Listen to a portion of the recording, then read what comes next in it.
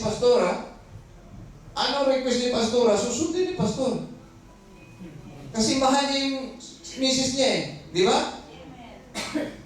Hindi ba hanggang Bisaya?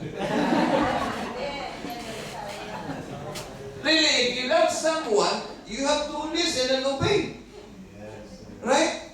Eh kung hindi mo mahal yun, hindi mo susundin. In the same way, kung mahal mo ang Diyos, susundin mo siya sa lahat ng utos niya, sapagkat mahal mo siya. It's not because I love God. I want to serve God. That's why I'm obedient to God. So, di ba? Kung mahal mo ang misis mo, susundin mo. Kung mahal mo ang mister mo, susundin mo. You already know what is right and what is wrong. So kung alam mo mali, advice mo. Sabihin mo hindi maganda, ito mas maganda. No? Mahal ba natin ang Diyos? Amen. Tuwing linggo lang o tuwing Biyernes? Ito ang maganda. And prolong your days in the land that you will possess. Now we already hear, iba sa atin dito, 10 taon na, 15 years na sa Dubai, 3 years, 2 years, o 6 months, o 1 month.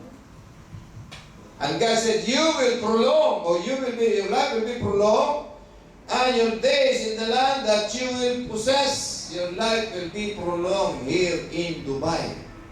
It meant to say, you will be still working here in Dubai, even you don't want, God is going to tell you, stay and work and possess your blessing in the name of Jesus. Possess your desire. You have the position, take it, claim it, this is yours. What God has given you, has provided you, that is personally yours and nobody can take it in Jesus' name. Amen. You have to possess it. Pastor Rod is planning to go on for good back to Philippines. Amen. Okay? And he has been here for how many years now? 24. You see?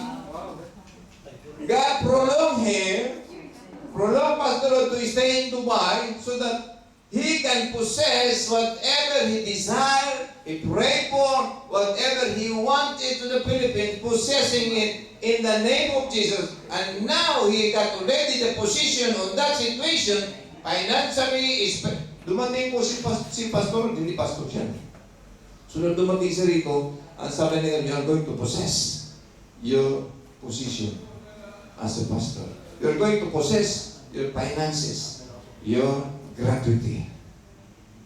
Possess, nandun na sa kanya na. And that's why he's trying to run away from me. Hindi naman, Pastor.